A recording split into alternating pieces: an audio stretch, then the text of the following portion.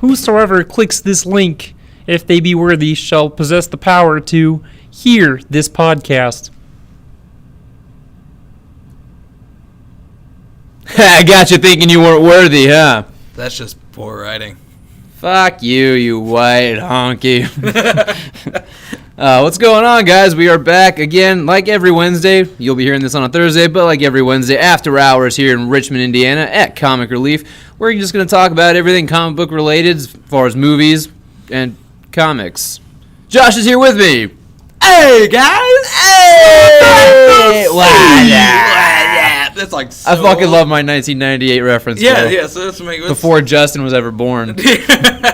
Poor Justin. Fuck him. Poor Justin. He's gonna go home and read Judas' contract and hate his fucking life. Yeah, I'm really surprised he got that. But Hey, it's Perez artwork. It's good. It's Marv Wolfman. It's Mark Wolfman. Marv. Marv. It's Marv Wolfman, Josh. It's Marv Wolfman. All right, guys, we've got a lot of things we're going to talk about today. Over the weekend, Super Bowl weekend, a lot of things happened. Of course, we knew this was going to be a very busy time for all of us, nerds anyway. Lots of movies coming out this year. A lot of trailers got dropped, and so we're just going to go through a lot of the things that we saw and give quick thoughts. There's a lot of things we want to hit, so we're not going to go too far in depth on any one thing. Should we talk about how we saw Brady choke? Yeah. Fuck off. Oh, come on. But I am happy about the Eagles. Way to go, guys. Yes. That was a great. You know what? No matter who you were rooting for, it was a great game. It was a great game. Well fought. So it was back and forth. It was close calls. Yeah, and if you want to be a Patriots sympathizer, you can argue that they didn't have Edelman or Cooks. Yeah. So yeah. But I don't care. I'm just happy the Eagles won. I'm not exactly thrilled with the way Philadelphia, the city, decided to celebrate afterwards. I don't know if you saw all that shit, but those guys can go fuck themselves. Well, that's exciting. Pretty sure I saw Charlie Day in there, by the way. Right outside this place called Patty's Pub, dude. They were just trashing the place, yeah. Just screaming, going, I need more Pepe! Though, there's the no next single goddamn desk down there. I don't know if they're doing another There's no season. Shut up! I don't know if they're... nature. Fuck me. I don't know if they're doing another... Boxes full of Pepe! I'm going to get smacked. Yeah. Anyway, I don't know if they are going to do another season of Always Sunny, but if they do, they definitely have to have a Eagles win the Super Bowl episode. But anyway, first thing, obviously, we got, I think a lot of people are talking about, a lot of people are very excited about, Avengers Infinity War. We got a 30-second teaser with pretty much all brand new footage, about 28 seconds worth of new footage. None of which is the stuff that was leaked from Comic-Con. Yeah, to my chagrin, yes. Yeah, I know. Yeah. I was really hoping to see Thanos through the goddamn moon, man. Right. I'm just going to have to wait till the fucking movie comes out. I'm already convinced by this. But, no, man, we got a lot of great quick shots, a lot of new footage. I think the only recycled scene that we got was the very end of Cap and all them running, which brings me to my first kind of talking point. I genuinely think there is a person edited out of that shot. There's some weird dead space in that shot. So kind of like what they did with Civil War. Spider-Man. Spider-Man out of the lineup. Yeah, or with Thor's eye and the Thor Ragnarok trailers and stuff. I think there's multiple instances where they've done this in the trailer. Uh-huh. But I do think there's somebody missing from that spot, and we don't have a Wasp or an Ant-Man in any of the trailer footage at all. Yeah, but they're probably just, you can't see them. Yeah, but I still have to believe they've got to be maybe shrinking down to size. Something is happening right there. Like I said, there's a lot of dead space. But who are you thinking is running with them? I mean, my best guess is Ant-Man or Wasp. You think Ant-Man and Wasp? I think if they're not going to show it, I think it's going to be somebody that we haven't seen before. I really have no idea. I mean, it could be Drax. It could be Groot. I don't know. I really don't know. I'm thinking it's somebody we haven't seen before. But here's the thing. I also don't think that's the case. I don't think at this point in the movie that we're seeing is the final battle. This is not the finale. Oh, no, definitely not. This is second act, this is mid-movie finale right here, most likely being the midpoint finale. So kind of like probably a little bit sooner than what we got as far as story structure goes in Civil War with the airport battle. But I'm just thinking I think there's somebody being edited out of that shot. That's all. Yeah. If we've come to know anything from watching the marketing campaigns of Marvel's previous movies, whenever you see dead space in a frame like that, which I feel like there is some in there, there's something there that they're withholding information from us. Yeah. Which I think is a good tactic. Captain Marvel. No, I highly don't. doubt it. I don't think Captain Marvel shows up in this movie at all. I don't think that Brie Larson was ever on set at that point. I don't think so. I don't think she'd done any shooting. If they did, they kept that on the DL more so than they did Sam Jackson filming as Nick Fury. I mean, Ruffalo kept it on the DL then. Yeah, and that's surprising. Well, he probably never even would have had a scene with her anyway. Yeah, because I mean, it's CG Hulk. You know, one thing I'm kind of pointing at. Okay, you know the end part of the teaser where you see Thanos' face and he turns and he has that scar. I don't think that's a scar. I think if you look, you think it's part of the face? Yeah. It looks like it's the same width of the same 3 points. But if you look at Cap's thing, but if you look at when he first comes to Earth in the first trailer, he's already got it, and it's on both sides, and they look pretty congruous to each other. So I think it's just kind of like the skin. But I mean, I have seen people point that out, and I go, it's not a completely invalidated argument. Yeah, you could say it's possible, but I don't know. And if it is something that's either from Panther or Cap's shield, then what happened to those guys since that battle? Because Thanos obviously walked away. Another thing I want to talk about is Iron Man. So Iron Man, there's a quick glimpse, there's a quick shot of Iron Man. Touching yourself while you talk about Iron Man, then? No. Okay. This is my little Iron Man. Your little Iron Man. Not it's so your little. Shell head. My not so it's little. Your little shell head, right? Yeah, exactly, man. Shell head, you know? Yeah, the old German army helmet. Yeah. But no. It'll be us. That was a horrible German accent. Yeah. Sorry, guys. Dude, Christoph Waltz would be very unhappy with you. I know. Even though he's Australian. He's not Australian. Isn't he? I thought Christoph he was Australian. Waltz? No, he's like Welsh or something. We're going to look this up later. All right, that's fine. Okay. But no, there's a shot of Iron Man very quickly putting on his sunglasses while the armor is forming around him, right? You can see it on the hand. You can see it in the neck. Now, this is different than any other Iron Man armor so far, which will fly to him, right? It's a prehensile suit that comes on and attaches onto him. This is literally forming around him. You can see it forming around the neck, forming around the hand as he puts the sunglasses on. It looks cool too. Yeah, and if you look at some of the promo images, he's got these kind of wing things on the back. Now, I know a lot of people are talking about it being the Model Prime armor from the new Bendis run, or maybe a blend of that and the Bleeding Edge armor. I'm going to take it back a little further. Right around the time of the 90s, there was this little thing called the Infinity Gauntlet that hit stores. The Infinity Gauntlet? Please tell me more. No.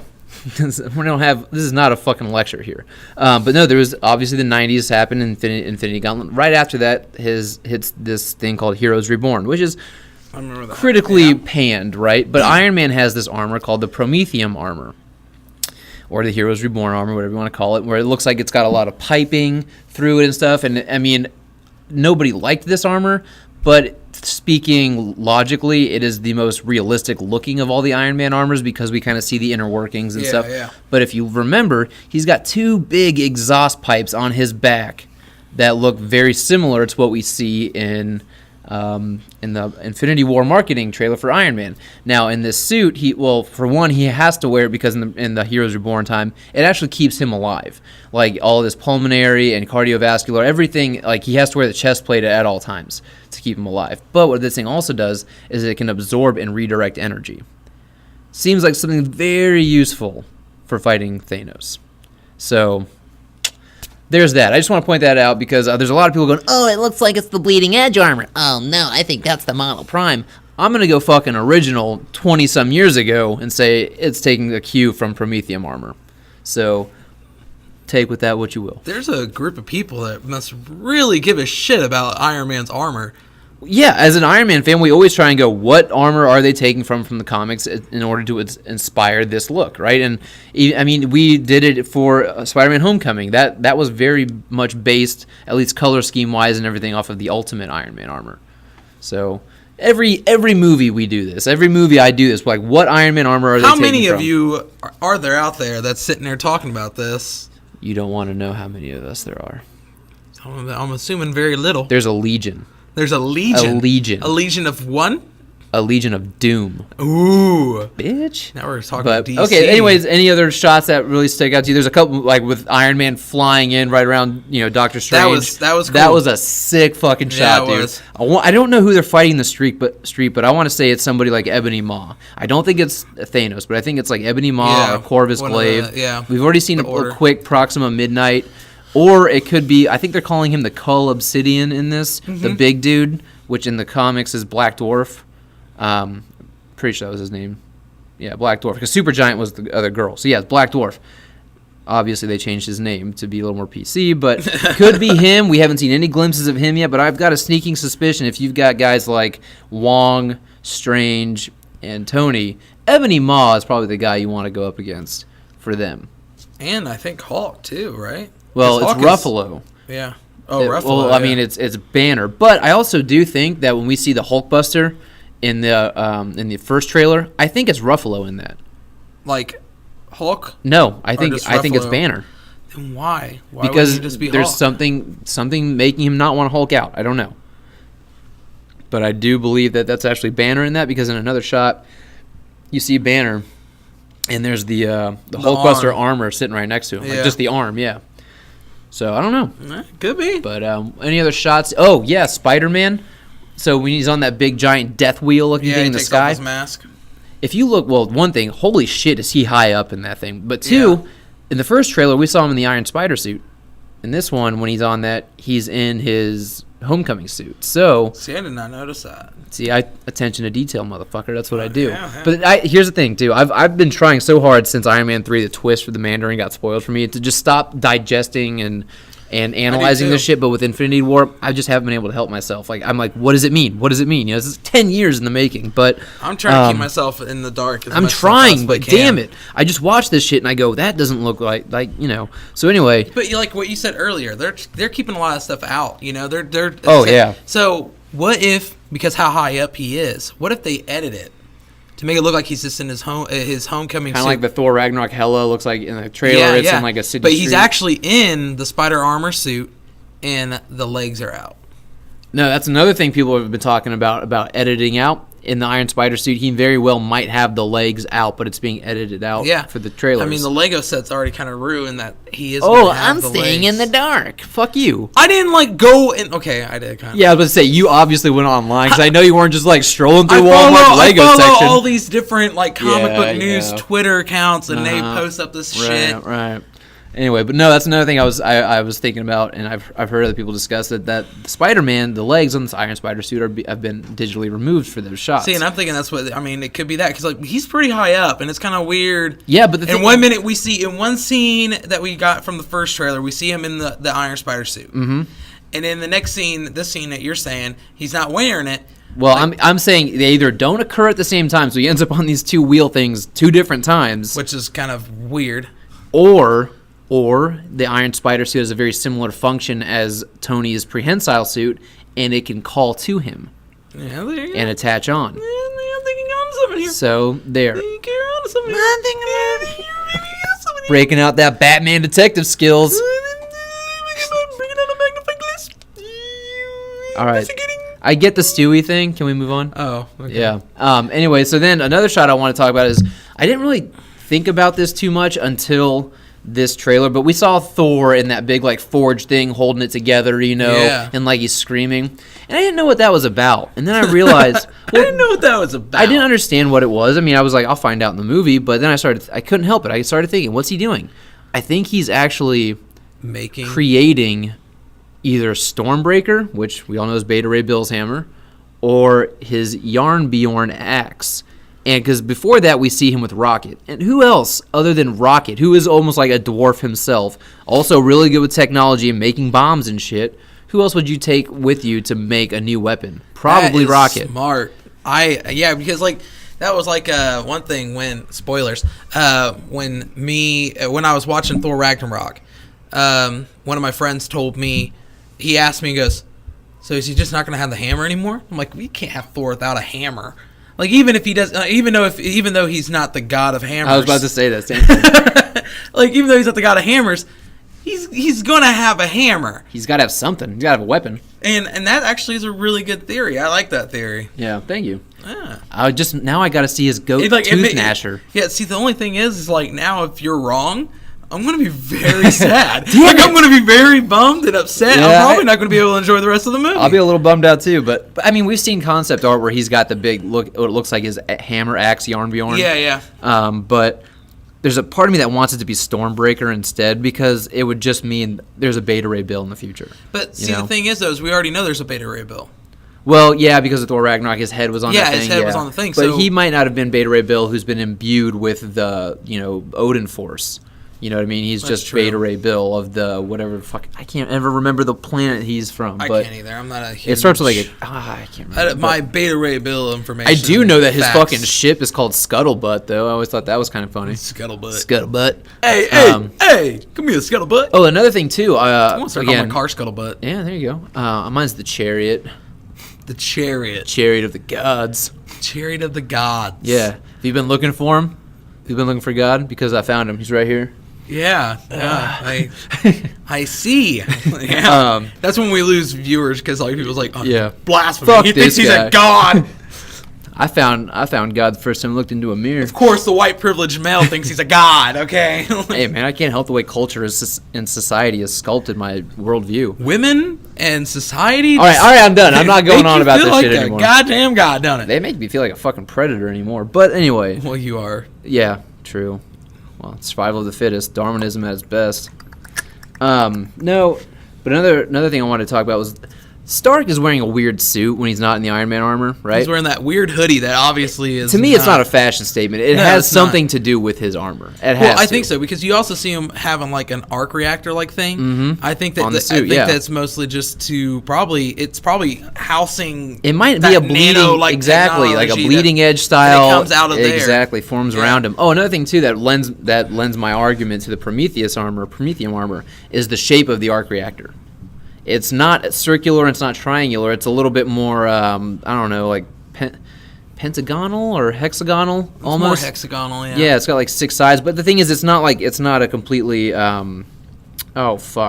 Geometric? Symmetric. It's not a completely, you're not like... symmetric. Shut up. Anyway, but another thing that led me to believe that. Also, we got Cap's new shield-looking thing. Which I mean... badass They're looking. cool, but I don't know if that's... I miss Cap's shield, though. But I do too. But so when we see in the first trailer when T'Challa's like, get this man his shield. That wasn't bad. Yes, I think that's after that fight because he's got these 2 gauntlet things on him. They're kind of like shields, but they're not. Yeah.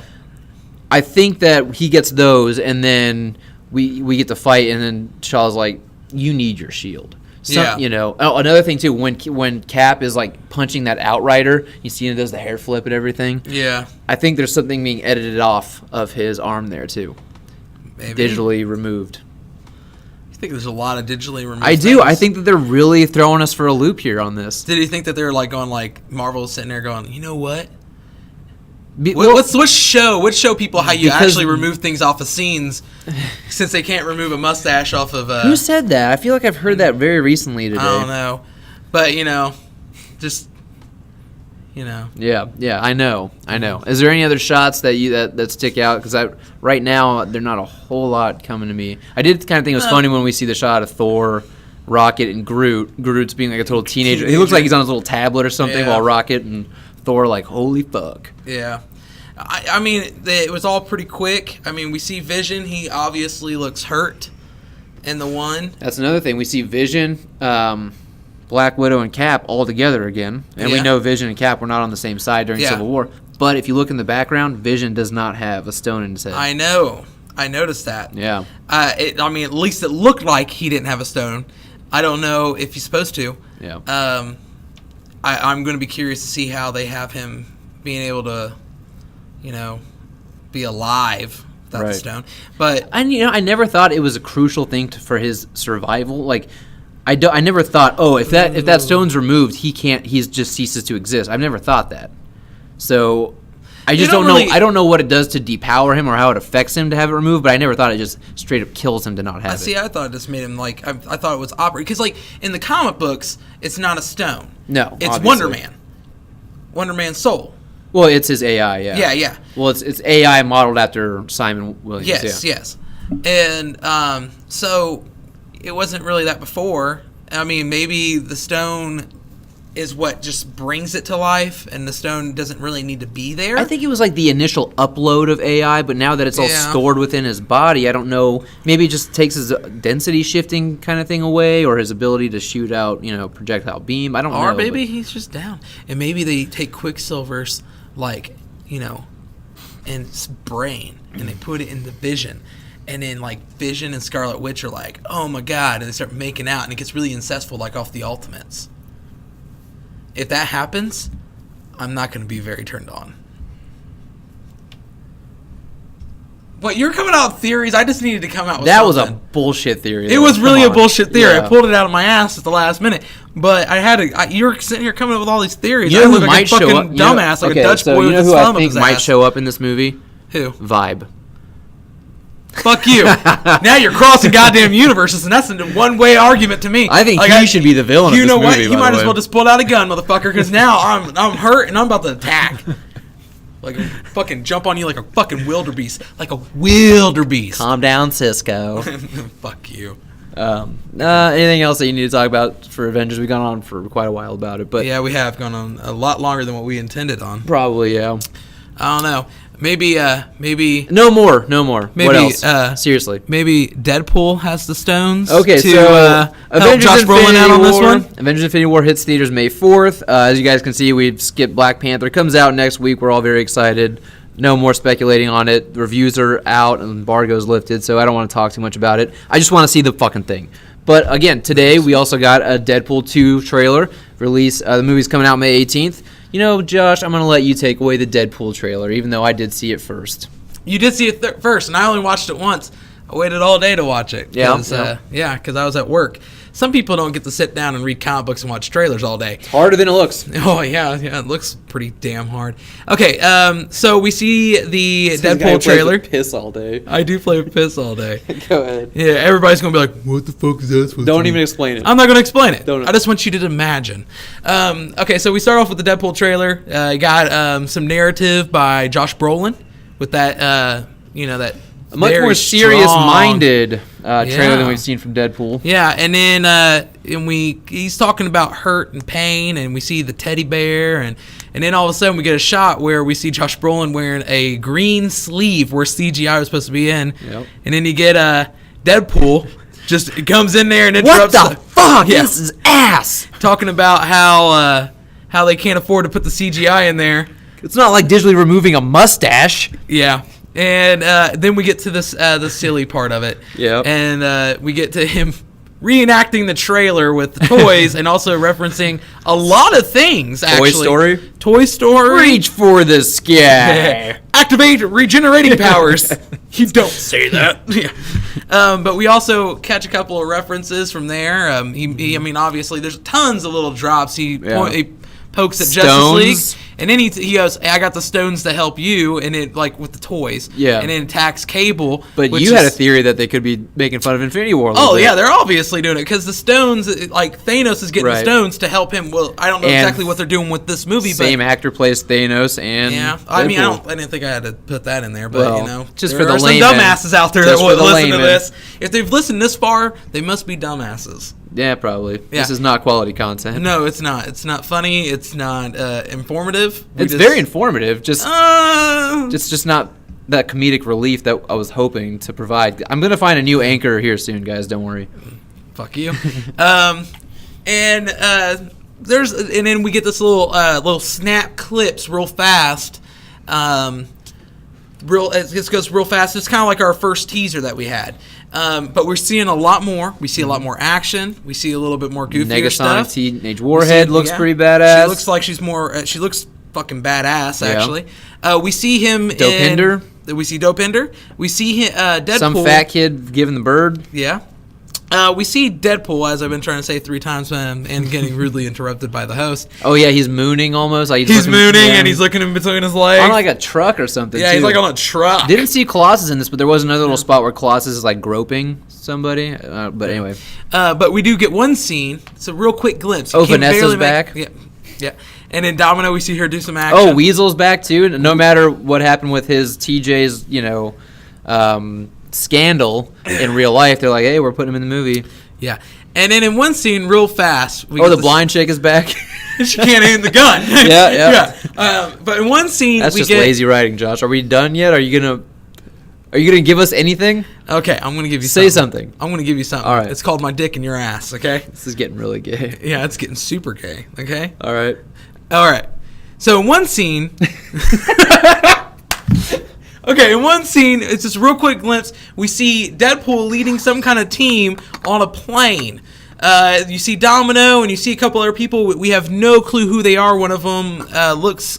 I don't know. I can't really pinpoint what they look like. They're not really in costumes.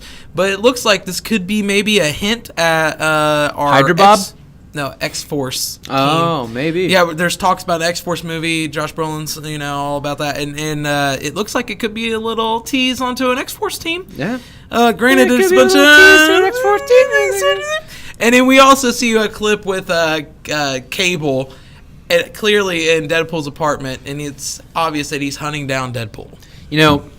I was really expecting when Deadpool or Cable blocks the bullets with his arm. That's badass. I'm really expecting Deadpool to make a Captain America joke, like aim for the feet. You know what I mean? They're always aiming at the shield. Why are you aiming at his metal fucking arm? No, but dude, Brolin looks like a badass. Yeah, he does. He's gonna. I know a lot of people were kind of like judging, like, oh, he's playing Thanos and Cable and everything, but they're gonna say something. They're gonna say. Obviously, I think the Stones thing was meant for that. But I think they're gonna say something else too. Oh, they're probably gonna. It's gonna be an ongoing gag, probably. Yeah. But he's killing it. I think that he's gonna be a great. I already know he's gonna be a great Thanos. But I think he's going to be a great Cable too. I agree. And I'm going to come out of both those movies probably thinking I can't think of anybody else who I could picture playing them. Granted, with Stephen Cable, Lang, I think still could have been a good Cable. Stephen Lang doesn't even know who the fuck Cable is. Well, he looks the part, and he's smaller. Yeah, but Robert Downey Jr. is like 5'7", so you can. Here we go with the Iron Man shit again. How do you think? What kind of references do you think we're going to get to Old Man Logan in this movie? We're going to get an X-23 appearance, maybe? That could be kind of cool. Are we going to hear about old Hugh Jackman or rundown Wolverine? You think we're going to get some... I guarantee we get a few little nods. Oh, we're going to get a few. Little jabs. Just from these past... from the 2 trailers, from the posters and stuff like that we've seen, because the Flashdance one with the bullets. Flashdance with the bullets. Yep. The movie's going to be full of these references. Yeah. And if they were already poked at Justice League, I'm pretty sure they're going to poke at other things. Yeah. I'm excited to see what kind of new jokes and the movie, the first time you see Deadpool, it's a fucking riot. You watch it over and over. It loses luster a little bit just because you know the jokes are coming. I'm hoping to see this one, and the jokes feel very fresh. They don't feel rehashed. I want to see some new material. Because, at the end of the day, this movie is as a comedy first and an action movie second. They're going to balance out, but the comedy is what drew in the audience in the first place, and I think you've got to really up your game here. Yeah, I was kind of worried there for a little bit because I was thinking, sequels a lot of times are not that great unless James Cameron directs them. That's a true fact, right? Sure. Alien, Terminator 2. Come on. He did his first Terminator 2. What? Didn't he do the first Terminator? No, I don't think he did. Thought he did, but okay. I can't remember. Okay, anyway. Does it look like I watched Terminator? I don't know. All the fucking time? Yeah. Okay, maybe. But I thought it was going to be kind of, it's like, it's going to be a good movie, but I wasn't going to give too much shit. And I love Deadpool. And Ryan Reynolds is Deadpool. Right. But after watching that trailer, I actually feel a little bit more excited about it. I'm, for the first time, hyped for this movie. Yeah, not just because of Ryan Reynolds playing Deadpool, and I think that's perfect. That was one of my favorite. That's one of the castings that I've wanted for a very long time. But also because now I'm seeing Brolin as Cable, and granted, I'm going to sound stupid, but I can't really think of a whole lot of things that Brolin's played in that I was just like, Brolin fucking sucked in that movie. No, he's a great actor. He's a great actor. Yeah. The dude touches stuff and it turns to gold. I hope there's a Goonies reference too. That would be great. If there was a Goonies reference, movie should get an Oscar. A+. Yeah. Anything else? I don't have anything else unless you... No, I'm good, man. The movie looks like it's going to be fun. I had a really good time with the very opening of the movie, or that trailer anyway. And then the rest of it looks like, it's going to be a good, fun shootout. But, again, whereas Infinity War, we have all this ability to speculate at what's going to happen. There's Deadpool 2, there's nothing to speculate about. Granted, there's not really a whole lot... They're not out to need to inspect. Exactly, because they're not out to tell an epic story. Yeah. It's just like, here's a lot of just good, raunchy fucking fun. It looks fun, and you got Cable and then Domino, and those are like, if you're thinking Deadpool... That's right, Domino, yeah. Those are usually the first two things you think of. I was like, okay, well, I need a Domino thing, I need a Cable thing. Now I really want an X-23 appearance, though. I'm not going to lie. Now, as I've thought about it, I'm like, I would love that.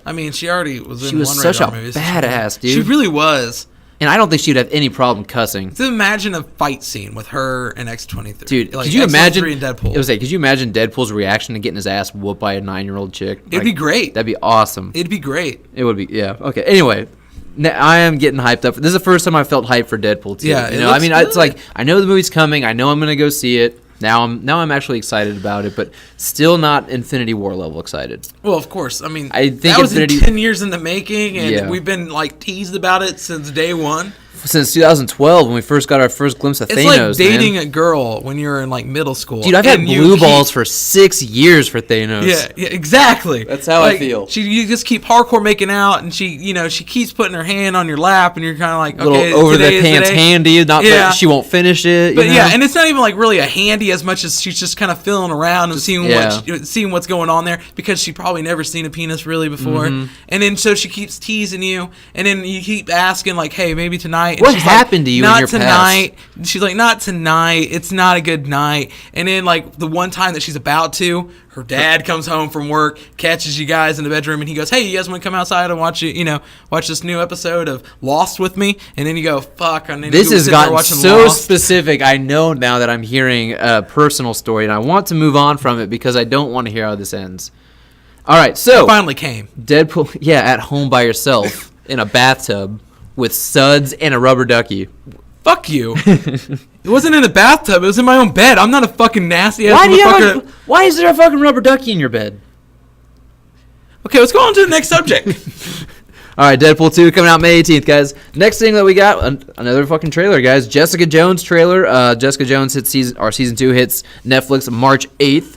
I got a new trailer for this. A much more dour feel than the Deadpool trailer. It's kind of weird to watch one and then the other right away. It's completely shift in tone.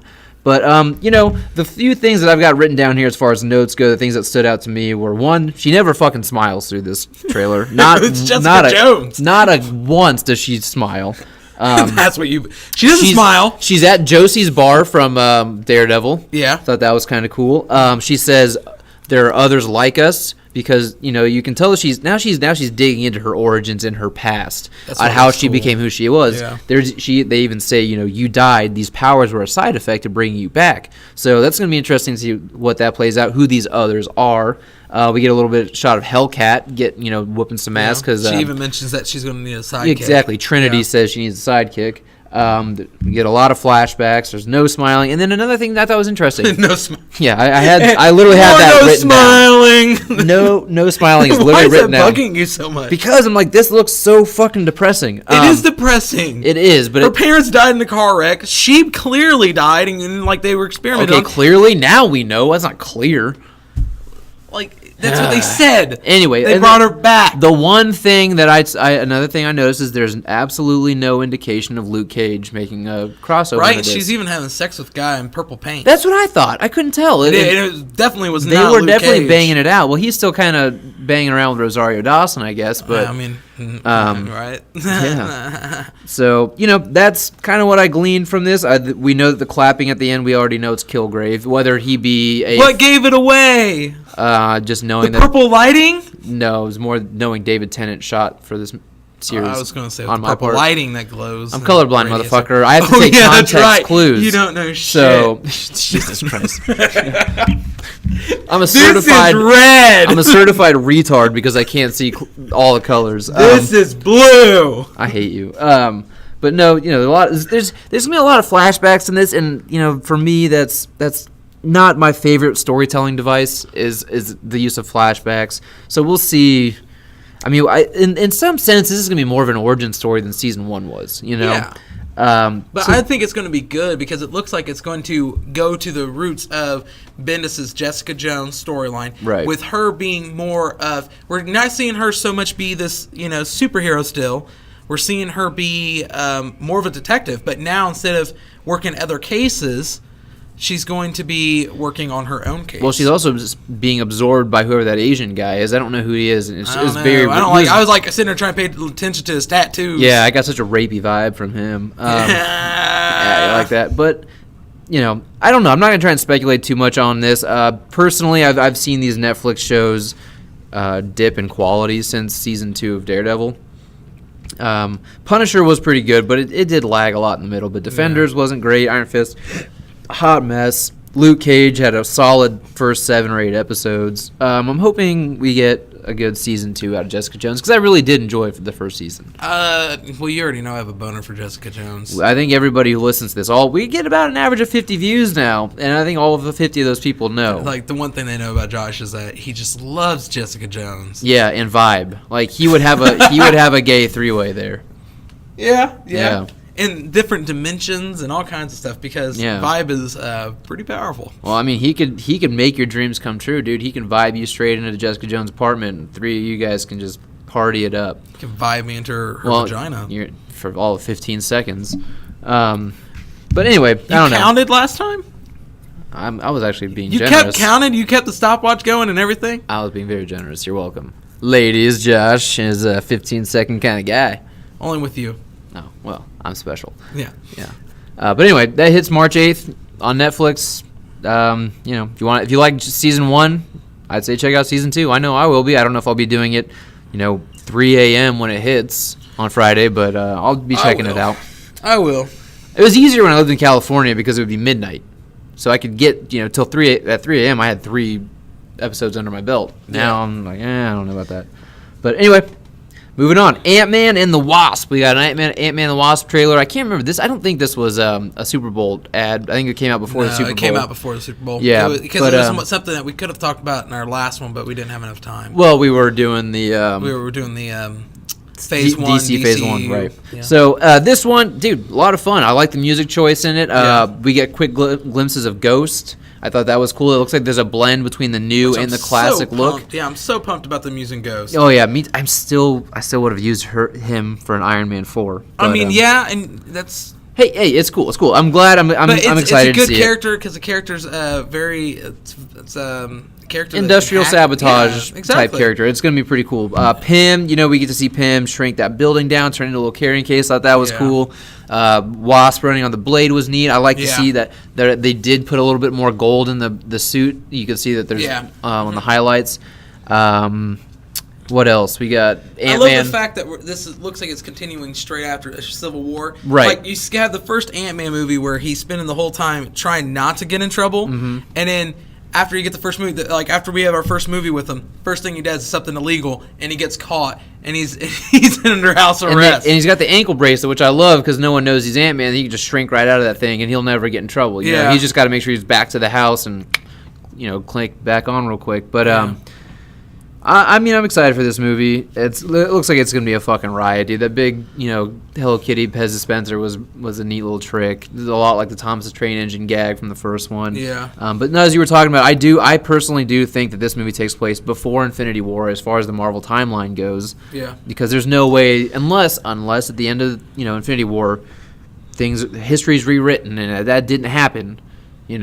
But I think this is just a direct predecessor to Civil War. I like that. He's like, hey, had Cap called you, or if I would have asked you for help, would you have come? She's like, yeah, maybe I should have called, but you wouldn't have got caught. I like the banter between the two of them. I like Pym telling Scott, he's like, blasters and wings, did you just not have the technology? No, I did. Just didn't give it to him. Yeah. And then, there's no Michelle Pfeiffer, so there's no Janet Van Dyne that we've seen yet.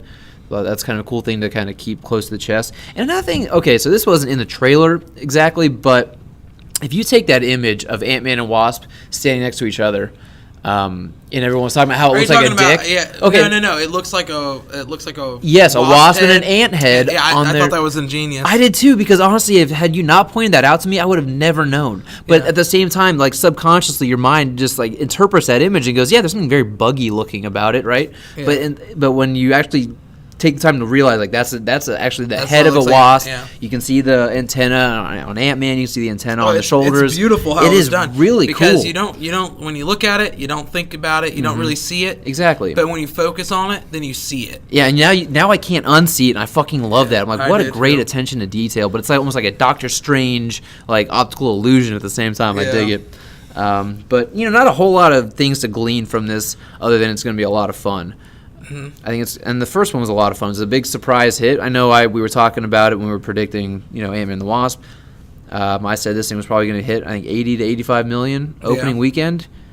I'm starting to think it might make a little more now because this has a really strong positive reaction of everybody I've talked to and listened to. It's really strong trailer. I think it's possible. It's a strong trailer, and I hope that it kind of cuts down. A lot of people keep thinking that it's going to just come out and be a rom-com. No, and I don't get that feel. It's still got a very heisty feel to it. So I don't get that feel from it. I feel like if anything, the first one might be considered a little bit more rom-commy than what we might get from this. Yeah. So very excited. Comes out in July. I don't think it has an actual release date yet. It does. I can't remember what it is. The trailer just said July, and I didn't look it up. So some asshole's probably going to pop up and go. I want to say it's like the release date is July. I think it's the 18th. I want to say it's the 18th actually. Somewhere around that sounds right. Yeah. We had it. If you want to know, just go back and watch our podcast from the predictions 2 weeks ago. From January. It's like 2 weeks ago. Anyway. All right, so those are like the big things that dropped. Now, there's a lot of little nuggets of information that I'm just going to go through with you real quick. I'm just going to shout them out, and whatever sticks out to you that you want to talk about, fine. We're not going to really go over the Solo trailer because I know you're not a Star Wars guy. And for me, I'm a Childish Gambino, though. You are. Donald Glover is one of my favorite everythings. And he's a cool dude. He doesn't say a single line of dialogue. He doesn't, but he looks good as Lando. He does. But for me, the trailer didn't do a whole lot. I mean, it doesn't have me excited for the movie. So...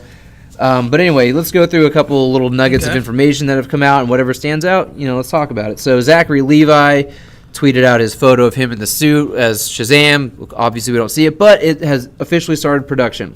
His face, I was... Hold on. I'm going to go through all this. Oh, man. I don't want to go through... Look, whatever you want to talk about, okay?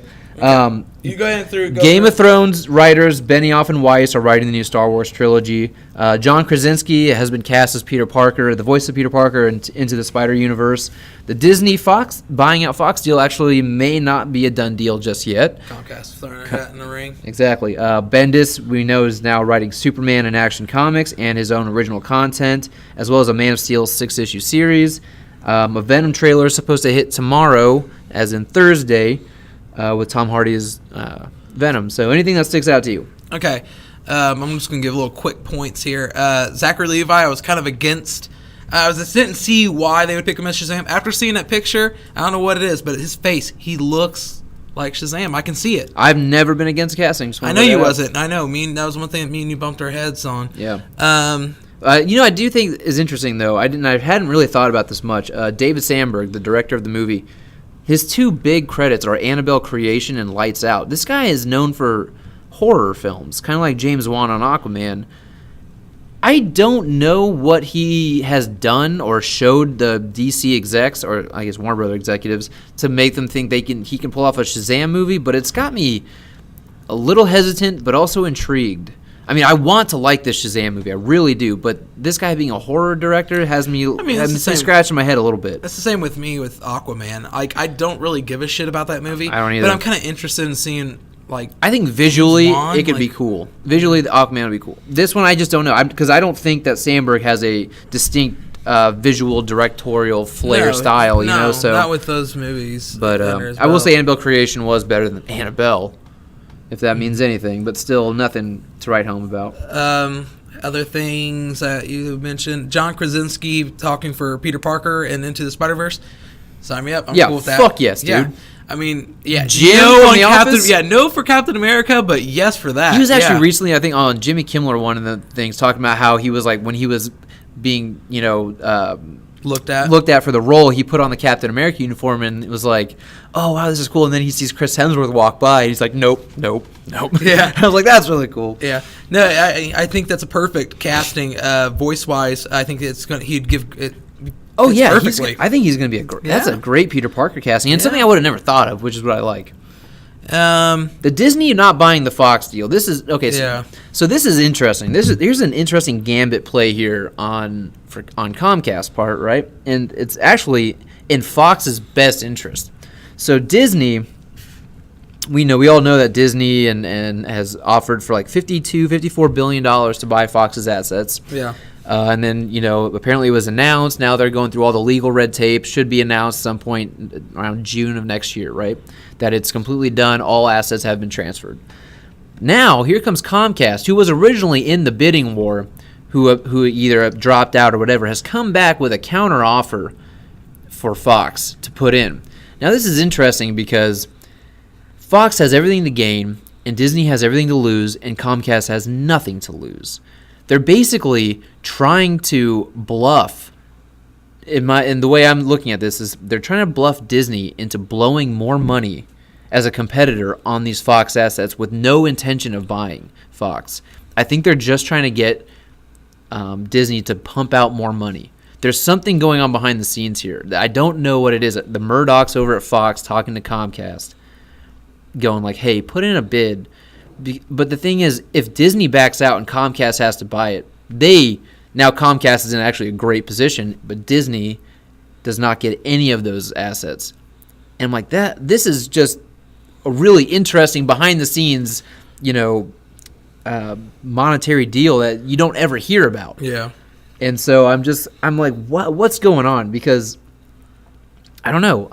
Why? What is Comcast's goal here? I don't think they have any intention on actually buying Fox's assets. I just think they're trying to get Disney, a competitor studio, to pump in more money to Fox. And I don't know if Fox has some kind of under the deal table where the Murdochs go over to the leader of Comcast, whoever he is, and goes, since we were able to get $4 billion more out of you, here's some money for your help. I don't know what's going on here, but they might be trying to throw their hat into the but they were originally in the ring and then they backed out because Disney put in this offer. So where does Comcast get this money now? I mean, where do they get the money they weren't willing to put up before to now go in after this deal has already supposedly been signed and go, hold on, we'll give you $2 billion more than... Do you think it could be the Disney streaming thing?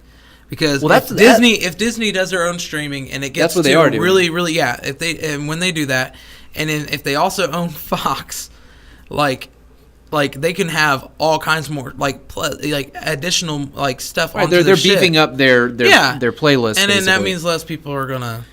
Well, I think Comcast. I don't know what other subsidiaries they own. They own a couple other film studios. And I don't know if they own film studios, but I know they own network television. They do know network television channels. And I know that. Do you think they own FX and Fox? No, Fox owns FX. You own FX. Okay, but I don't know exactly what Comcast owns. But I don't know if they're like, hey, we'll put our ring up now. You know what? Maybe we will pony up a little more dough so we can get your TV shows and all these serialized reruns and stuff that you have, and we can play them on our channels now. I'm not sure what the deal is here, but I just think it's a really interesting play, and I don't understand the why of it, but I guarantee more stuff in the coming weeks is going to come out and give us a little more insight as to exactly what's going on and why Comcast is basically just... It's like this happy couple that just got together. Then here comes this really good looking dude to try and take this chick away. I don't understand. I don't know what the tactic is here, but I just find it to be a fascinating play. You're super intrigued by it. I really am because I really do want to see the X-Men, Fantastic Four, all that stuff with the Marvel Universe, but I can't be mad at really interesting and possibly smart business plays like this. Yeah. Because it gives me what could I buy? Who could I absorb? But maybe I should bid on Fox. Yeah, let me $5. Comic Relief just put a bidding in for Fox. Yeah, $5. $5 a day.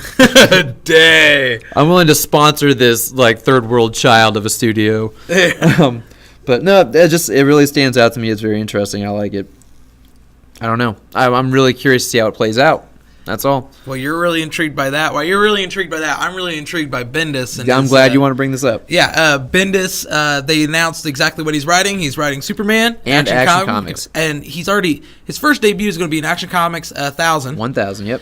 And they've talked about, actually, I didn't know this. I don't know if you read this or knew this, but apparently Superman is Jewish. Oh. Did you know that? I mean, no. I mean, it makes sense when you think about Siegel and Schuster, who created him. Of course. But did you also know there are two Jewish kids from Cleveland? And Bendis is also a Cleveland. And a Jew. And Jew, yeah. He's a Jewish Cleveland kid, too. And so I guess in the Superman issue 1000, or maybe it's in the Man of Steel 6-issue series that he's going to be doing, he wants to touch on his Jewish roots. And I find that interesting, but I think it's a bold move that I don't know how it's going to play out. You know what? Bendis is all about bold moves. He is. But the thing is, I don't think that I didn't know this until I read this interview, but I had no idea Superman was supposed to be Jewish. I mean, it sounds familiar, but it's not something that sticks to my head because it doesn't sound familiar. I just know. The dude's talking about being a Kryptonian more than being Jewish. So. Well, I just know, and it doesn't really make sense for him to be Jewish if he is an alien. But that's just me. But Siegel and Schuster being Jewish, I knew that. I just didn't know that they had kind of. It could just be that he was raised Jewish. You think Mom and Pa can't farm? They definitely look Jewish. Kansas farmers, in Midwestern America, or Ohio. It's not. It's weird. It's not weird. It's interesting. It's not typical. But Yeah. Very. But yeah. I didn't realize that Superman really was supposed to be, but it makes sense. Yeah, so apparently he's going to be touching on that in some way. And I don't know how people are going to respond to this. I think this is going to be a flash in the pan here for a hot second on people picking up Superman and going, fuck this. I'm telling you right now, though, with Bendis being on Superman, this will be the only time you'll ever see me actually have Superman on my pull. I'm going to be pulling both of them. Granted, it's going to be a lot easier because Bendis isn't going to be writing 15 different storylines like they at Marvel had him doing. He's going to be writing only those, but he also, another thing that DC's given him is they're going to let him oversee his own imprint. Right, I got that written down. It's called Jinx World. Yep, Jinx World. His own creations. Yeah, kind of like Millar World. Yeah, it's pretty much back when he was writing for Caliber and for Image also did a little bit of them too. Back when he first was coming out, he did his own little crime. I mean, it all dealt with kind of to the roots of noir. Noir. Noir. Yeah. Noir. Yeah. Okay. But old crime investigation stories. Mm-hmm. And a lot like Ed Brubaker. Yeah, exactly. And you have a character named Jinx. There's a storyline called Fire. There's one called Goldfish. And they're going to let him have pretty much imprint and create and continue doing those characters and those storylines and everything. I think this is really what was the most appealing part of this deal for Bendis was hold on. So you want me to write Superman in Action Comics? Cool. I can write those congruently. They can basically intersect each other. Those stories, they can be... Yeah. Superman and Part 1 here, Action Comics Part 2, and it goes back and forth. But... I think the real pull for Bendis was something Marvel was probably unwilling to do, which was let him put his own creator-owned intellectual properties and print them out through Marvel's label. Now, DC is renowned for doing this. They got the DC Young Animals, they got the Vertigo titles, they've got the even the Fourth World God stuff. Originally, was not a DC title. Yeah, So I mean, DC's really big about that. Milestone. I mean, they've had tons of little imprint sub-publishers. I think Marvel's got to unclench a little bit. If you want to hold on to your talent, let these guys do some stuff under your umbrella. Let them be creative. I think Bendis, who really created the Marvel universe and made it the big, huge hit. Well, I mean, no, not even just the Ultimate Universe, but think about all the things that he did. Secret Invasion and... the new Avengers Disassembled, all those things really were creating the world around it, and all the other writers were basically having to react to these big event titles that were going on because of Bendis. So the world that Bendis really created for Marvel Universe, and it was probably Marvel's last hugely successful time period, which is probably between the years of 2001 to 2008 or 9, that was all because of Bendis. Yeah. And he's like, look, I've put in 20 years of work here for you guys, and I have to believe Bendis approached Marvel and was like, look, I've got these other things I'd like to be working on that are my own creations and my own, creative darlings, and I'd like to be able to put this pen to paper, but I'm sure Marvel shut him down. I mean, whenever it came to him wanting to be able to do his own stuff, he had to go to other publishers. Right. He wrote Powers. Yeah. From Icon. It was an Icon publisher. I mean, they didn't let him be creative. I mean, and DC gave him a hell of a fucking deal. No wonder why he didn't turn that shit down. Yeah. They're going to let him oversee his own, this is his own universe that he can create even more stuff for. And also, he can oversee other people. He's essentially going to be creating his own his own universe, like his own universe. And if this goes over well, it can later, like Doom Patrol, be integrated into the DC universe at some point. You know what I mean? So I think this is Milky Wars. This is kind of like the equivalent to at the studio level, right? Where it's like a director comes into it, like maybe Fox Studios or Warner Brothers, and goes, "Hey, I'll make these movies for you. You approach me with these, but if I do this, you have to fund my next project that I want to do." That's how that works. I scratched your back, you scratch mine. If Marvel wasn't really willing to play ball, I don't blame Bendis at all. I really don't blame him. I know a lot of people are kind of upset at him jumping ship. I am too. I would love to see Bendis have another crack at the Marvel universe because let's be honest, right now it's not the greatest. The only thing good saving me with Marvel right now is Bendis, and when Bendis is gone, I don't know what the hell I'm going to be reading. And I'm looking forward to see when he does the DC, and I can't blame him for jumping the other side of the fence and going, look, these guys are going to allow me to do the stuff I want to do. They gave him a hell of a better offer. Oh, absolutely. I mean, this guy says he's been wanting to write Superman. Now he gets to do that and create his own shit. Fuck yeah. I mean, take that deal all day. You heard the main reason why he went with DC, though, right? Like, they gave him the offer. He goes home where he lives in Cleveland, like we just talked, and he's hanging out at this library there that his friend owns that runs. And there's a Superman exhibit. And then he's just sat there and he just thought, like, I've had a whole career of writing comics. Never once did I write for Superman. And he's from Cleveland, Ohio. Yeah. And so he was like, it was just kind of like everything just kind of lined up. He got offered that, then that happened, and then he's like, of course, yeah, I'm going to take it. It's time for a new step. I hope they throw an offer to go write a Shazam book too. I would love to see Bendis on a Shazam book. I think he would nail it. Yeah, I do too. Yeah, that's about all we got really, time to talk about for Bendis. We're getting kind of long here. So, Venom trailer is supposed to hit tomorrow, or if you're listening to this, which you will be tomorrow on Thursday, it will be dropping at some point today.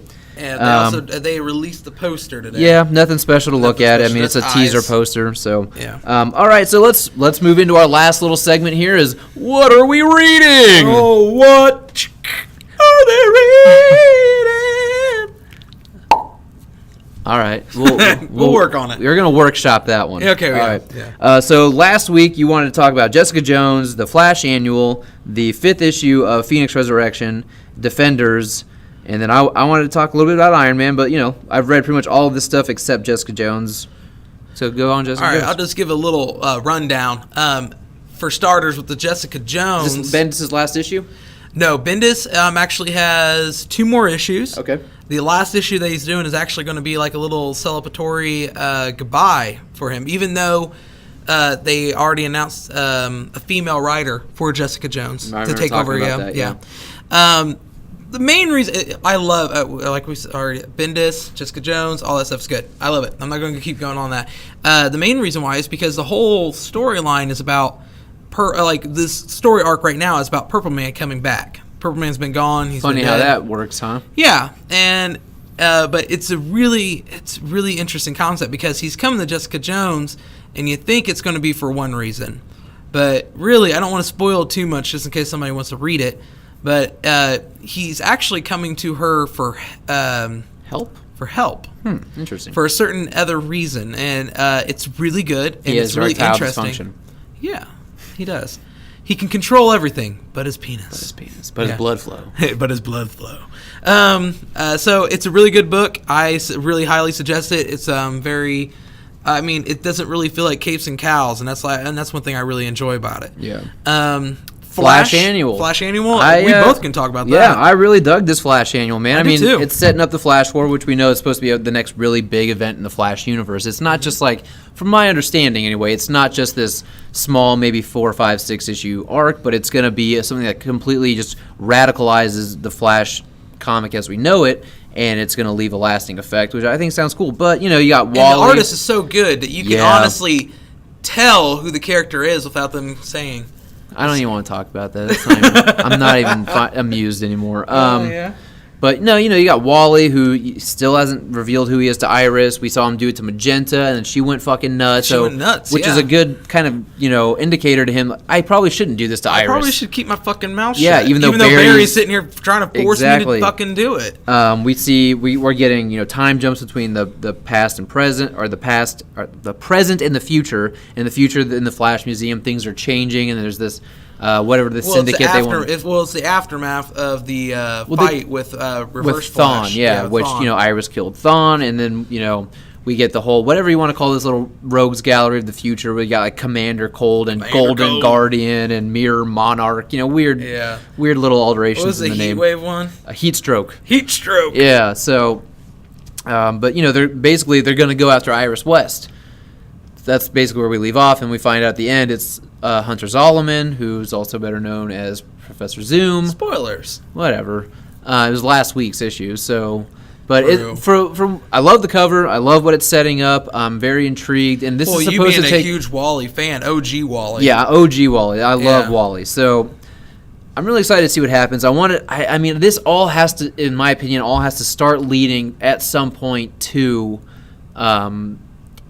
be integrated with the Doomsday Clock shit, with the Watchmen stuff, the crossing over, because we know that Wally is somewhat cognizant of what happened and why he's been erased from everybody's memories. It has to do with the Rebirth, and we know that Rebirth has to do with Dr. Manhattan, so this all has to start, converging at some point, and I think we're finally going to start to get it with Doomsday Clock out now. I really hope so. Yeah.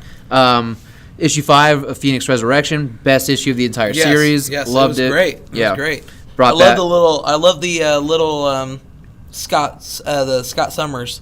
I liked that, but what I liked even more was the discussion between Jean and the actual Phoenix Force itself. Oh, that was beautiful. I loved that. I'm like, I would never have thought that the Phoenix Force was something that could be reasoned with and talk. But I mean, I knew it was sentient, but to actually have a dialogue and a conversation, I was like, I'd never really thought about that before.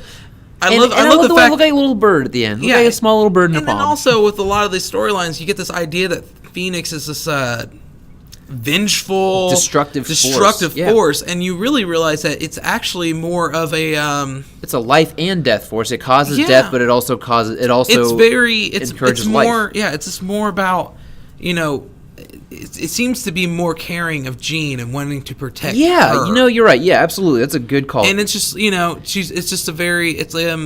has an affectionate bond towards her. You know what I mean? And that's beautiful. I mean, and Jean even said it you're always calling to me. Yeah.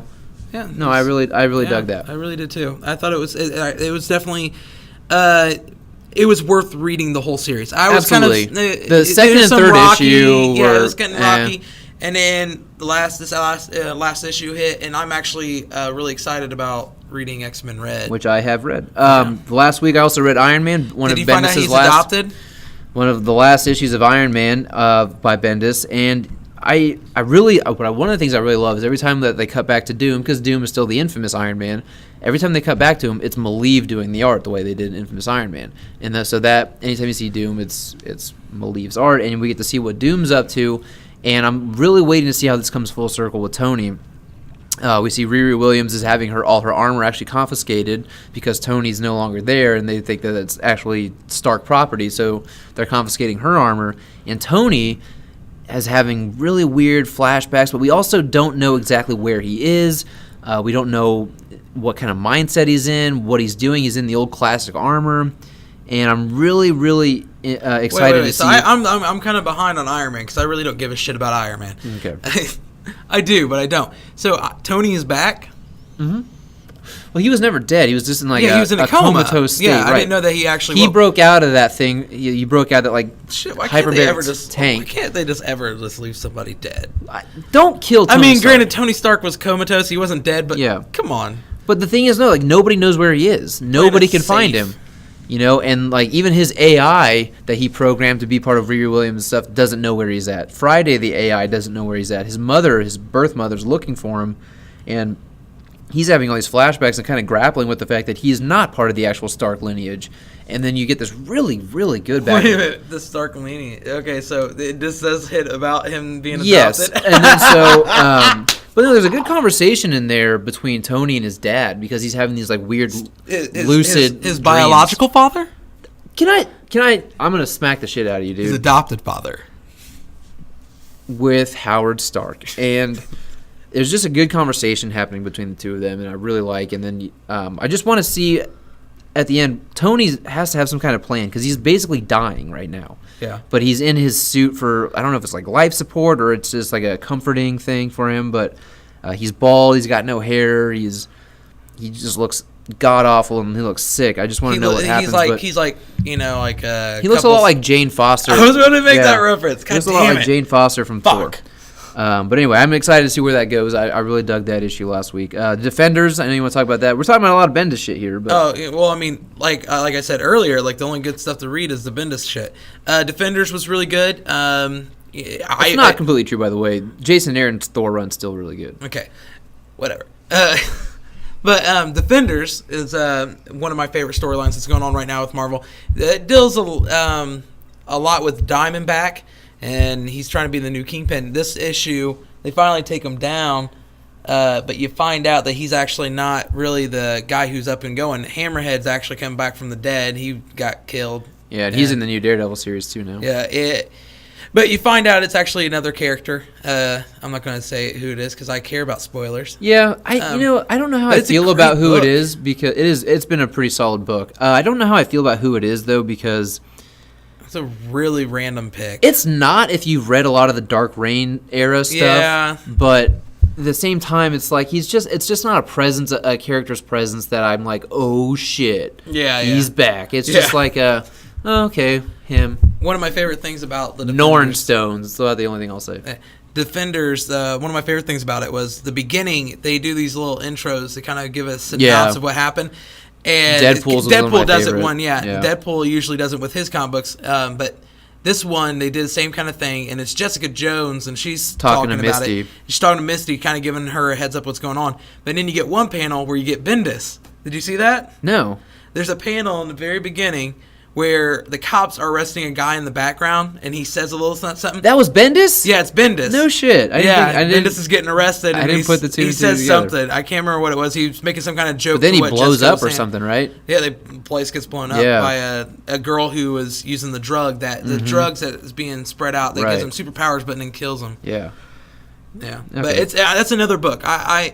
They're both Jessica Jones and Defenders are both ending here soon with Bendis writing them. Yeah. But those are two of my favorite storylines that are going on right now. Mm-hmm. And then the last week's bust for me was Dark Knight's Metal #5. Yeah, it had some good key moments. It probably was the best out of the main run, like the main 5 issues so far. But yeah, it's lackluster. There's not a whole lot going on. We were talking about this. I think Snyder has just. I mean, he had his fucking day in the sun with the New 52 Batman, but ever since then, anything he's put out has not wowed me. The only other thing that's wowed me other than that is stuff that he doesn't do with DC. Oh yeah, like what is it? Vampire or Witches. I really like Witches. Vampire Academy. That's Vampire Academy. Yeah. I like Witches that he did on. It was a mini. They're doing another one with Jock on art. Yeah. And it's with Image. And I really like that. But his DC Batman shit, he's kind of running dry right now. And I don't know if even Capullo's art doesn't feel up to snuff. Like Capullo, I thought Capullo's art, but it doesn't feel as good as it did in New 52 Batman. There's something about it to me that's just it's not as good. I don't know why, but it just doesn't seem as good. And that very well, I was just about to say very well it could be, but I mean the writer's got to tell the artist what to draw. Yeah. All right, so this week's the new issues that I've read that I really like the most. Not a whole lot of DC on here, guys, but X-Men Red was probably my favorite issue this week. Really? I probably have to say it was my favorite issue. I'm just really excited because it's the first time I feel like in a long time they've given Jean a personality. She's not just a device. She's not just the Phoenix Force. Oh no, it's Jean. Everyone be afraid. It's like, no, this is an actual person with a personality, with an agenda, who has agency. Like, this is a person, and the route that they're going with this, I'm very intrigued. And another thing is too, we get a really good Nightcrawler here. Oh, really? Yeah. See, that intrigues me for two reasons. One, I totally agree with the Jean Grey thing. When Chris Claremont was writing for X-Men, and we had her first getting with the Phoenix Force. I felt like she had personality. I kind of, I actually cared about, the character.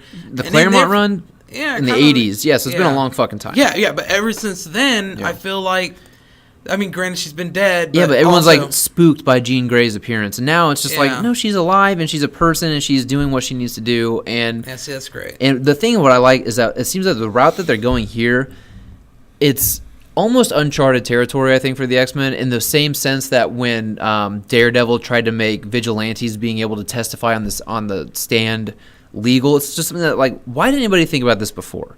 Why has this not really been done yet? And X-Men Red, if they're going the way I think they're going, I'm like, why haven't they done this yet? This is intriguing me. So I like that. Spoil it. I'm I'll not. read it tonight. The next one, other one I got written down here is Infinity Countdown #1 with Warlock. Was that good? I liked it. I did. It reminded me a lot of the Kirby stuff. It's colorful like the old Kirby days. That next to Jessica Jones. And like Walt Simonson stuff. My next boner was going to be Thanos in that Infinity Gauntlet. So yeah. I like that.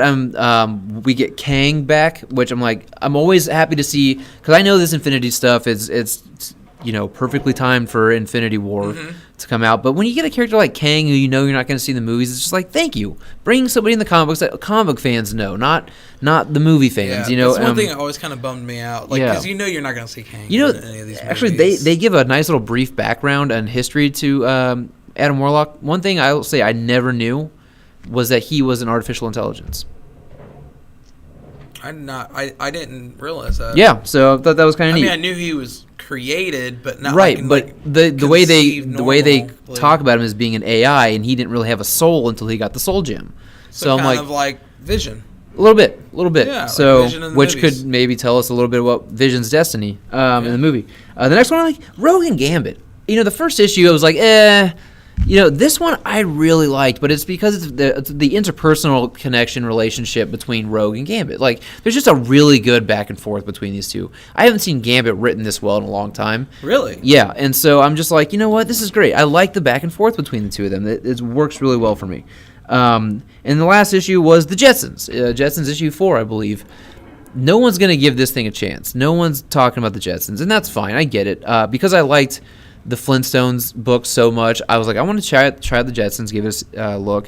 And I'm really liking this direction for the Jetsons. It's a whole new reimagining of the Jetsons, not the cartoon you remember, but you're like, this is just a really cool way to branch out to reimagine that series, So I'm liking that. You gotta admit, it's not near as good as the Flintstones. It's not as good as the Flintstones, but it's also only a little 6-issue run. The Flintstones had 12 to 14. I can't remember how many. I know you talked me into reading the Flintstones, and you know what? I don't regret it. It was amazing. It was a great, phenomenal series. Yeah. Which I let my brother borrow the first volume that you made me buy, and he still doesn't have it. So Caleb, I know you're not listening, but if you was listening, I want my fucking book back. Or if you are listening. If you are. Yeah. If you're listening right now, I want said you if to you know was, this. that just didn't make any sense to me. If you are listening, I will find you, and I will kill you. He has a very specific set of skills, and those skill set is really not conducive at all to him finding you. No. I just know where you live. I just text Mom and tell her, Mom, Caleb sells my book. Caleb sells my Flintstone book. But no, it was a great read, and I really enjoyed it. I tried reading that first issue of Jetsons. First issue of Jetsons wasn't great, but I was like, I'm gonna get into it. And you know what? I never really cared for the Jetsons really when I was younger. Look, I wasn't a Jetsons fan the way I was a Flintstones fan as a kid, but I know enough about the Jetsons to go, this is a very interesting and smart reimagining of the Jetsons. Mm-hmm. Yes, the first issue will not grab you that much, but so far, I'm all in on this series. From what I've read from that first issue, I agree. It does seem like a really good. It just doesn't grab me like the way the Flintstones did. Second issue is what got me. That first issue of Flintstones, man, was my rule of thumb is you got to give a series 5 issues. If by 5 issues, I give them 3. If it doesn't get you after 5 issues, I will say you are absolutely justified in not reading or picking up the rest. Okay, listen, boys and girls. The only reason why he's saying 5 issues because that means that you're most likely going to buy the whole miniseries. If there's a miniseries, most miniseries there are 6 parts, and by that point, if you go, well, you know what, I didn't really like it. I'm not talking about give it 5 miniseries. issues. I'm not talking about miniseries. You read the 5 miniseries. issues, and then you go to the 6th issue, and he goes, well, might as well get the 6th issue. You already started collecting it. You're already 5 issues in. This is my rule of thumb ever since I started collecting comics and jumping on new series. So fuck off. But well, this rule does not just apply. Expensive. This rule does not just apply to if you're gonna jump in on a series, you're gonna I'm gonna give this a shot, right? Not just randomly pick up a title, but you're like, this is a title that I'm intrigued by. Then give it 5 issues. Don't just Don't just get some random fucking issue and go, okay, I'll go 5 issues from here. Whatever. 3. It's always been my thing is 5 issues. 3 issues from the beginning. All right, and so I haven't read Batman White Knight yet. I completely I'm excited. I am too. It's one of my favorite books. But the reason I'm not talking about it today is because I completely forgot to read it. Which is fucking stupid. Thank you. And my read biggest... the fucking Jetsons, but didn't read White Knight. Yes, I just overlooked it. Dude, I've read 18 different issues today. Give me a fucking break. So, you poor fucking thing. Like we talked about earlier, dude, it is not as fun as it sounds because some of these things you feel like you're choking down like your fucking vegetables. You work my job, I'll sit here and okay, I'll sit at a fucking desk and write names on fucking pea cups all goddamn day. Hey, I don't write the names on the pea cups. They're already written down on them. I just carry them around. Okay. Doesn't sound that hard. I really don't carry them around. I'm not Anyways, for that. So I haven't read that, but my biggest bust this week was the new Tom King Batman issue 40. I'm so fucking done with this series, dude. I'm so fucking over Tom King, and I've had 5 people. Okay, this is more than half of the people that have it on their pull list. When I first started, doing the pull list. Well, no, I'd say about 11 people have it on their pull list, but 5 people have dropped Batman in the last 3 weeks. I'm one of them. Yeah, I know. And I'm fucking done with this. Apparently Tom King's got ideas up to issue 100. What the fuck? Because none of this shit has made any sense. You don't go from one arc to the next and go, whoa, look how these connect. Like, look at how this from volume 1 is now, unraveling in volume 3. No, it's just like a series of isolated stories that have nothing to do with each other, and they're not fucking good. They're not fucking smart or well written. There's nothing to it. Like, Tom King is either out of creative juices or he was never that good to begin with. He had a solid idea for the first 2 arcs of the series. After that, he should have been gone. I'm sorry. And then Mr. Miracle, everyone talking about how Mr. Miracle's this great. No, it's just okay. It's not phenomenal. It's nothing. So you great. didn't get really excited when you found out that they're gonna have a baby? Who's having a baby? Oh, Mr. Miracle? No. Oh, okay. I mean, I saw that coming a mile away. Yeah. That whole issue is like, she's Spoilers. pregnant. She's fucking pregnant. Yeah. I mean, good lord. I mean, the whole thing, they're like, it was kind of a fun little... a reason not to kill myself. Great. Yeah. Cool. Yeah. Hey, you gotta be careful, man. He's top comic book writer of the year. He's the #1 comic book writer of the year. He can suck my dick. Of 2017. Great. It's 2018. Let's move on. But Bendis, he's got the chance to be the top writer this year. I hope he is. Oh yeah. He deserves it, man. He doesn't get enough accolades from his Marvel work. My favorite thing. I know we were going right back onto it, but my thing is like, I know that you're kind of saying the whole Jewish thing with Superman. Imagine what kind of work Bendis can do if he's not putting focus onto 15 different fucking storylines. Yeah, if he's just working on Superman, and I mean, granted, he's going to be busy. He has other stuff, but they're all Superman, other than Jinx World. But they're all Superman. Yeah, you know what I mean. Like he's going to be in the same headspace for writing all this shit. It's going to be great. Yeah, it's going to be great. I hope it is. If it's not, then I'll be like, yeah, you tried. Hopefully your Jinx World stuff works out. But guys, that is all we've got for you today. Josh, is there anything you'd like to say to sign out of here, to give these people something to think about, chew on for till next week? Okay. When you're bored and home alone, I'm about to veto this. Wait a minute, I'm not done. Just remember that you could be getting cockblocked by your girlfriend's dad who wants to go watch an episode of Lost. Words to live by, folks.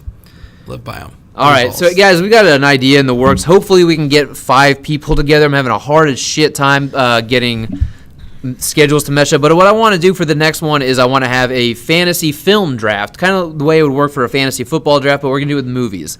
And what I want to do is choose 40 movies for all the draft, and basically every person has 8 films on their team, and by the end of the year we'll decide who wins by all 8 movies, with their total worldwide box offices, and what the best average Rotten Tomatoes score is out of all of these. So that's the goal when it comes to drafting your team. I really would like to get this done before Black Panther airs. Maybe we don't get the recording done by then, but hopefully the draft is done by then, and we can start to see who wins.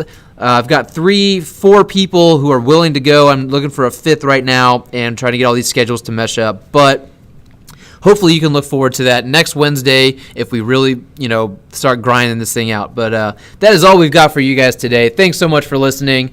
If you look in the description below, there's a link to the Facebook page, the Instagram page. Obviously, found this on YouTube. But go ahead and give us a follow there. Like, share, subscribe, comment. Let us know what you guys think about whatever the fuck we said today. I can't even remember. But that is all we've got. Take care.